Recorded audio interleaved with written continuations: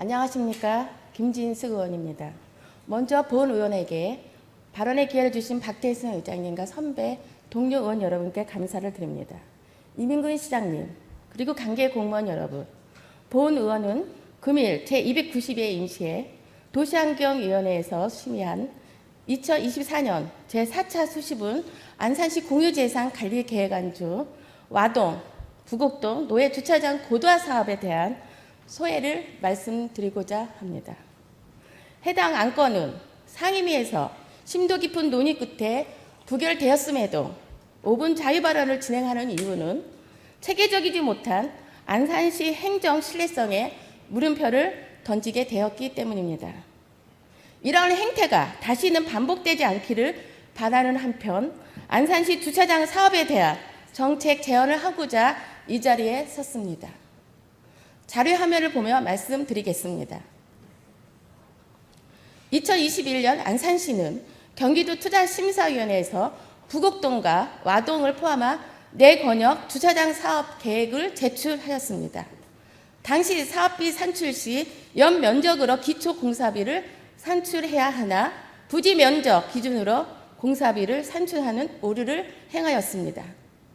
당시 2021년 경기도 투자심사위원회 심사 결과 재원 확보에 문제 발생 우려가 있어 4개 권역으로 분리하여 추진하는 방안과 사업비 절감에 대한 재검토 의견을 받았습니다.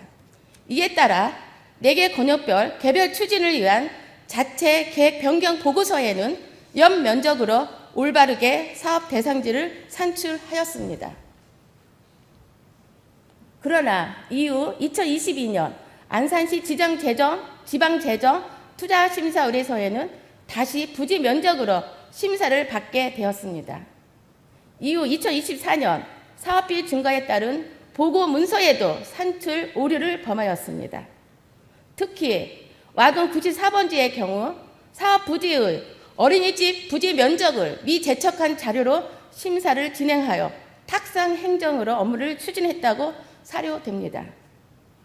사업 초기 이러한 오류를 주무관부터 시장 결제 라인까지 6번의 검토 과정을 거치면서 그 어느 누구도 잘못된 사실을 인지하지 못하였습니다.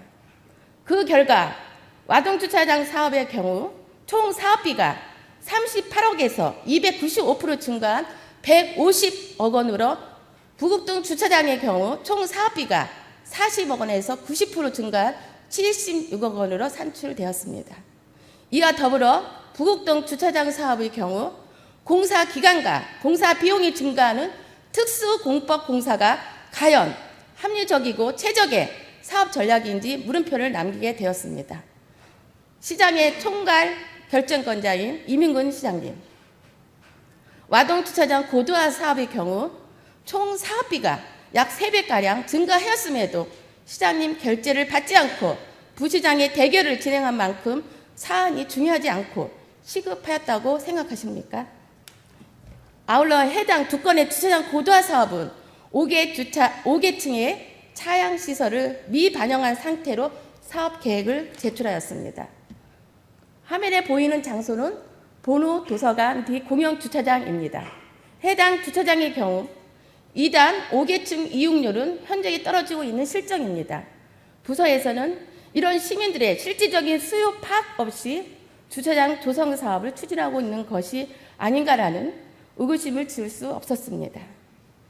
이러한 체계적이지 않고 행정적 오류가 많은 주차장 사업에 대해 사업 추진만을 강행하려는 부서장의 태도에 대하여 깊은 유감을 표합니다. 우리 시는 이미 사전 세밀한 조사와 수요 파악 없이 조성했던 상록수역 주차타워를 이용률 저주로 인해 철거했던 사례가 있었습니다.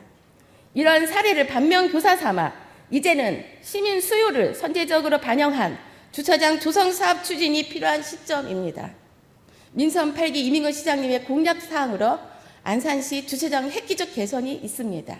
이민근 시장님, 부실한 사업 설계, 더 나아가 단순히 양적 증가에 치중하고 있는 주차장 사업에 대하여 어느 안산 시민이 행정과 정책에 대하여 신뢰를 가지겠습니까? 안산시 주차난을 해결하기 위한 주차장 조성 사업에 대한 정책 제언을 다음과 같이 드리오니 시정 운영에 반영해 주시기 바랍니다. 교통